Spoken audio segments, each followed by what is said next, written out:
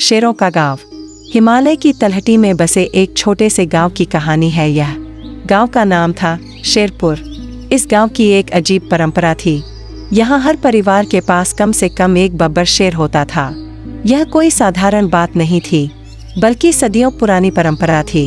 गांव के बुजुर्ग कहते थे कि यह आशीर्वाद था महान संत बाबा शेरनाथ का, जिन्होंने इस गांव को स्थापित किया था। उन्होंने कहा था, जो व्यक्ति अपने भीतर के शेर को जगा सके, वही सच्चा शेर का साथी बन सकता है। गांव में लगभग 200 घर थे और हर घर के आंगन में 1 या 2 बब्बर शेर दिखाई देते थे। ये शेर अजीब तरह से शांत और वफादार थे। बच्चे इनके साथ खेलते, औरतें इन्हें खाना खिलाती और पुरुष इनके साथ काम पर जाते। शेर सिर्फ पालतू जानवर नहीं थे, बल्कि परिवार के सदस्य थे। वे खेतों की रखवाली करते, बच्चों को स्कूल छोड़ने जाते और रात में घर की सुरक्षा करते। हर शेर का अपना नाम होता, अपना स्वभाव होता और अपना मालिक होता। गांव के मुखिया राम सिंह जी के पास सबसे बड़ा और ताकतवर शेर था, राजा। राजा की दहाड़ से पूरा गांव गूंज उठता था। फिर था सुनार मोहनलाल का सोना, जिसकी अयाल सोने की तरह चमकती थी। किसान हरेराम का धरती, खेतों में काम करने में माहिर था। परंतु इस गांव में एक लड़का था जिसके पास कोई शेर नहीं था। अध्याय ठुकेला लड़का। उस लड़के का नाम था अर्जुन। वह 17 साल का था, लंबा पतला, काले बाल और तेज आंखों वाला। उसके माता पिता की मृत्यु बचपन में ही हो गई थी और वह अपनी बुआ के यहाँ रहता था। अर्जुन के बुआ फूफा के पास भी एक शेर था, बलराम। लेकिन बलराम सिर्फ उनका था, अर्जुन का नहीं। गांव में यह नियम था कि हर व्यक्ति अपना शेर खुद पाले, खुद उसके साथ रिश्ता बनाए। बचपन से ही अर्जुन ने कोशिश की थी। वह जंगल जाता, शेर के बच्चों को खोजता, उन्हें अपने साथ लाने की कोशिश करता। लेकिन कोई भी शेर उसके साथ नहीं आता था। कुछ दिन रुकते, फिर वापस जंगल चले जाते। गांव के लोग कहते, अर्जुन में कुछ कमी है, वह शेर का साथी नहीं बन सकता। बच्चे उसका मजाक उड़ाते, बिना शेर वाला तू गांव में क्यों रहता है। लड़कियां उससे शादी करने से मना कर देती, शेर के बिना आदमी आदमी नहीं होता। यहाँ तक कि मंदिर में भी पुजारी जी कहते, भगवान ने तुझे शेर नहीं दिया, इसका मतलब है तू इस लायक नहीं। अर्जुन का दिल टूट चुका था। वह रोज सुबह उठकर आईने में अपना चेहरा देखता और सोचता, मुझ में क्या कमी है, क्यों नहीं आता मेरे पास कोई शेर। अध्याय 3 गांव का फैसला। जब अर्जुन 18 साल का हुआ तो गांव की पंचायत बैठी। मुखिया राम सिंह जी ने कहा, अर्जुन तू अब जवान हो गया है, इस गांव में बिना शेर के कोई नहीं रह सकता, यह हमारी परंपरा है।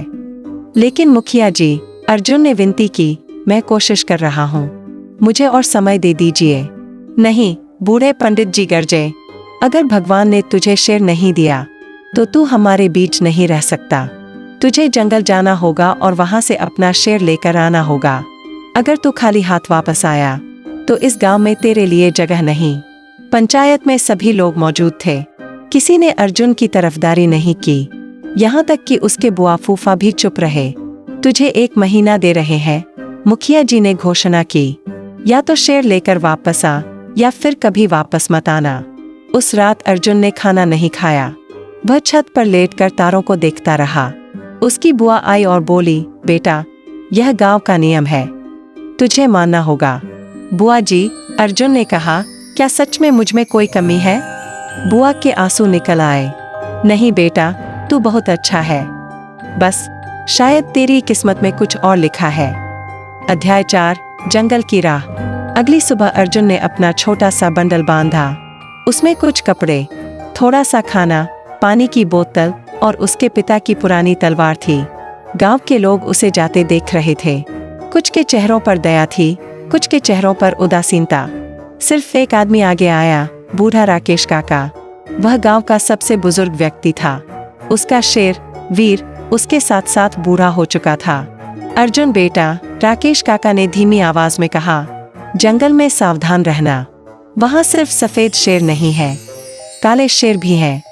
काले शेर अलग होते हैं, वे ज्यादा खतरनाक होते हैं, लेकिन अगर वे किसी को अपना मान लें तो वे सबसे वफादार भी होते हैं।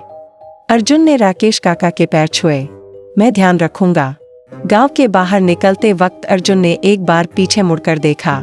यह गांव उसका घर था, लेकिन आज वह उसे छोड़ रहा था। वह नहीं जानता था कि क्या वह कभी वापस आ पाएगा। जंगल का रास्ता खतरनाक था, पहाड़ी रास्ते, गहरी खाइयाँ और घने पेड़। लेकिन अर्जुन का मन दृढ़ था, वह या तो शेर लेकर वापस आएगा या फिर कभी वापस नहीं आएगा। अध्याय 5, जंगल में पहला दिन। जंगल अर्जुन के लिए नई दुनिया था, गांव से सिर्फ कुछ मील की दूरी पर। लेकिन यहाँ सब कुछ अलग था। हवा में जंगली खुशबू, पत्तों की सरसराहट और दूर से आने वाली अजीब आवाजें। पहले दिन अर्जुन ने एक पुराने वट वृक्ष के नीचे अपना डेरा डाला। उसने आग जलाई और अपना खाना गर्म किया। रात होने से पहले उसने अपने आसपास का जायजा लिया। जंगल में शेरों के निशान दिखाई दे रहे थे, पंजों के निशान, खरोच के निशान पेड़ों पर और दूर से आने वाली दहाड़। रात को अर्जुन को नींद नहीं आई, हर आवाज उसे डरा रही थी। वह अपनी तलवार हाथ में लिए बैठा रहा। सुबह जब वह उठा तो उसने देखा कि पास ही एक तालाब था। तालाब के किनारे कई जानवरों के पैरों के निशान थे, जिनमें शेरों के भी थे। यहाँ शेर पानी पीने आते हैं, अर्जुन ने मन में सोचा। अगर मैं यहाँ छुप जाऊं तो शायद कोई शेर मिल जाए। उसने तालाब के पास एक पेड़ पर चढ़कर छुपने का फैसला किया। अध्याय 6, पहली मुलाकात। दोपहर के वक्त जब धूप तेज थी, अर्जुन ने देखा कि तालाब की तरफ एक शेरनी आ रही है। उसके साथ 2 छोटे शावक भी थे। अर्जुन का दिल तेजी से धड़कने लगा। यह मौका है, उसने सोचा। लेकिन जैसे ही वह पेड़ से नीचे उतरने लगा, शेरनी ने उसकी गंध पा ली। वह गुर्राने लगी और अपने बच्चों को पीछे धकेलने लगी। अर्जुन ने हाथ उठाए और धीमी आवाज में कहा, मैं तुम्हारा दुश्मन नहीं हूँ, मैं सिर्फ एक दोस्त खोज रहा हूँ। लेकिन शेरनी ने उसकी बात नहीं सुनी।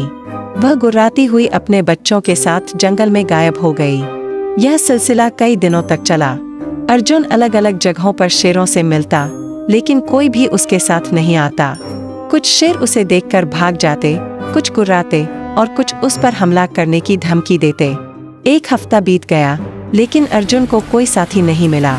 अध्याय 7, निराशा की घड़ी। 10वें दिन बारिश शुरू हुई। मूसलाधार बारिश में अर्जुन भीगता रहा। उसका खाना भी खत्म हो रहा था। वह जंगली फल खाकर गुजारा करने लगा। उस रात एक गुफा में छुपकर अर्जुन ने अपनी डायरी में लिखा, आज 10वां दिन है। मुझे लगता है मैं गलत हूँ। शायद गांव के लोग सही कहते हैं। मुझ में वह बात नहीं है जो एक शेर के साथी में होनी चाहिए।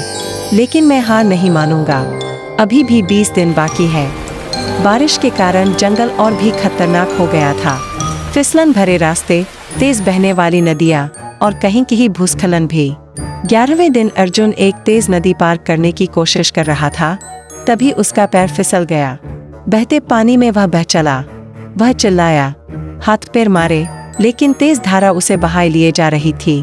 अचानक उसे लगा कि कोई उसे पकड़ रहा है। एक मजबूत जबड़ा उसकी शर्ट को दबोचे हुए था। वह किनारे पर खींचा जा रहा था। अध्याय 8, काले शेर की मुलाकात। जब अर्जुन होश में आया तो उसने देखा कि एक काला शेर उसके सामने बैठा था। यह शेर बाकी शेरों से बिल्कुल अलग था।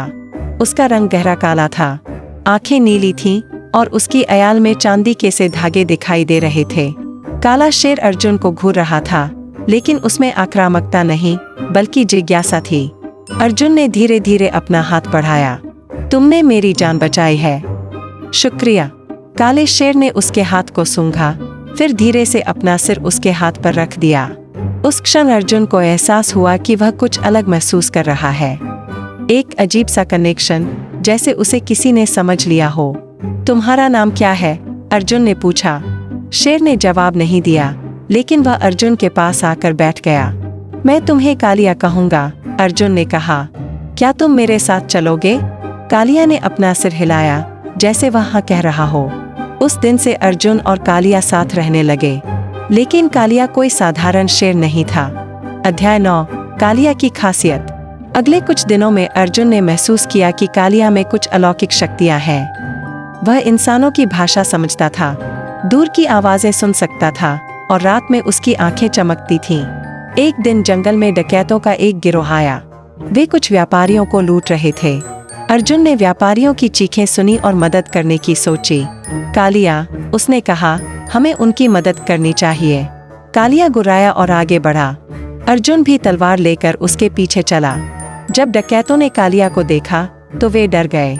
काले शेर की कहानियां वे भी सुनी थीं, लेकिन उनका सरदार हिम्मत दिखाते हुए आगे आया। एक लड़का और एक शेर हमसे नहीं लड़ सकते, वह चिल्लाया। लेकिन जैसे ही उसने तीर चलाया, कालिया ने एक जोरदार दहाड़ मारी। उस दहाड़ से पूरा जंगल गूंज गया और डकैत डर के मारे भाग गए। व्यापारियों ने अर्जुन और कालिया का शुक्रिया अदा किया। तुम कौन हो, वीर? एक बुजुर्ग व्यापारी ने पूछा। मैं सिर्फ एक यात्री हूँ, अर्जुन ने कहा। और यह काला शेर? यह मेरा दोस्त है। व्यापारी हैरान रह गया। काले शेर किसी के दोस्त नहीं होते, वे बहुत खतरनाक होते हैं। अध्याय 10 जंगल के राज।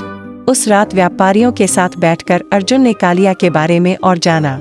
बुजुर्ग व्यापारी ने बताया, काले शेर बहुत दुर्लभ होते हैं। वे आम शेरों से कहीं ज्यादा ताकतवर होते हैं, लेकिन वे किसी इंसान को अपना साथी नहीं बनाते। अगर इस काले शेर ने तुम्हें चुना है तो तुम्हें कुछ खास बात है। मुझमें कुछ खास नहीं, अर्जुन ने कहा। मेरे गांव में कोई भी मुझे पसंद नहीं करता था। गांव वाले गलत थे, व्यापारी ने कहा। जिस इंसान को काला शेर अपना साथी बनाए वह साधारण नहीं हो सकता। अर्जुन को अजीब लगा, लेकिन वह कुछ नहीं बोला। अगली सुबह व्यापारी चले गए, लेकिन उन्होंने अर्जुन को कुछ खाना और पैसे दिए। अब सिर्फ 5 दिन बाकी थे। अर्जुन ने फैसला किया कि वह गांव वापस जाएगा। कालिया, उसने कहा, क्या तुम मेरे साथ मेरे गांव चलोगे? वहां के लोग तुम्हें देखकर हैरान हो जाएंगे। कालिया ने अपना सिर हिलाया। अध्याय 11 गांव वापसी। महीना पूरा होने से एक दिन पहले अर्जुन और कालिया गांव के पास पहुंचे। दूर से ही गांव की रोशनी दिखाई दे रही थी। पहले पहरेदार ने उन्हें देखा तो वह डर गया। उसने गांव में चिल्लाकर खबर दी, अर्जुन वापस आ गया है और उसके साथ एक काला शेर है। पूरा गांव हलचल में आ गया। लोग अपने घरों से बाहर निकले। कुछ अपने शेरों को लेकर आए, कुछ डर के मारे अंदर छुप गए। मुखिया राम सिंह जी अपने शेर राजा के साथ आगे आए। उनके पीछे पूरी पंचायत थी। अर्जुन, मुखिया जी ने कहा, तू वापस आ गया। और यह काला शेर कहाँ से लाया है? यह मेरा साथी है, अर्जुन ने कहा। इसका नाम कालिया है। गांव में फुसफुसाहट शुरू हो गई। काले शेर की कहानियां सबने सुनी थीं, लेकिन किसी ने कभी देखा नहीं था। पंडित जी आगे आए। यह काला शेर है, ये अशुभ होते हैं, इसे गांव में नहीं रहने दिया जा सकता। लेकिन मैं अपना शेर लेकर आया हूँ, अर्जुन ने कहा। आपने कहा था कि अगर मैं शेर लेकर आऊं तो गांव में रह सकूंगा। मुखिया जी ने राकेश काका की तरफ देखा। राकेश काका ने धीरे से कहा, काले शेर अलग होते हैं। अगर यह अर्जुन के साथ है तो इसमें कुछ तो बात है। अध्याय 12 चुनौती। लेकिन गांव के कुछ लोग खुश नहीं थे। उनमें से मोहनलाल सुनार सबसे आगे था। उसका शेर सोना बहुत मशहूर था।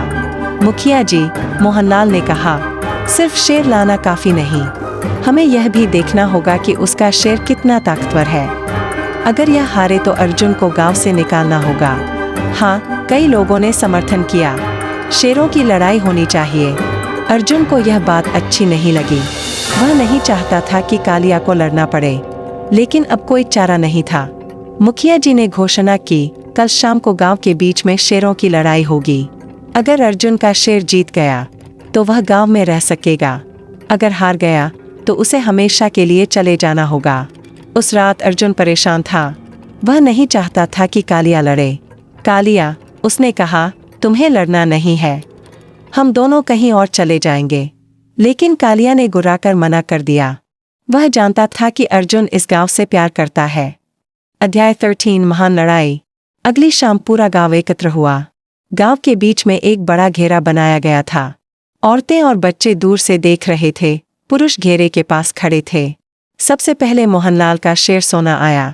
वह सुनहरी अयाल वाला, मजबूत और तेज था। गांव भर में उसकी शान मशहूर थी। फिर कालिया आया। जैसे ही वह घेरे में दाखिल हुआ, सभी शेर बेचैन हो गए। यहाँ तक कि मुखिया का राजा भी पीछे हट गया। कालिया का रंग रात की तरह काला था। उसकी आंखें नीली चमक रही थीं। उसकी उपस्थिति में एक अजीब सी शक्ति थी। लड़ाई शुरू हुई। सोना तेजी से आगे बढ़ा, लेकिन कालिया शांत खड़ा रहा। जब सोना उस पर झपटा तो कालिया ने एक जोरदार दहाड़ मारी। उस आवाज से न सिर्फ सोना बल्कि गांव के सभी शेर कांप गए। सोना ने हार मान ली। बुजुर्ग राकेश काका बोले, यह कोई साधारण शेर नहीं, यह जंगल का राजा है। यह सिर्फ सच्चे दिल वाले को अपना साथी बनाता है। गांव वालों ने अर्जुन से माफी मांगी। अब वह गांव का सम्मानित व्यक्ति बन गया। कुछ सालों बाद वह गांव का मुखिया बना, शादी की और खुशी से रहने लगा। कालिया हमेशा उसके साथ रहा। दोनों ने मिलकर गांव की रक्षा की और उसे समृद्ध बनाया। कहानी का संदेश, सच्चे दिल वाले इंसान को अपना साथी हमेशा मिल जाता है।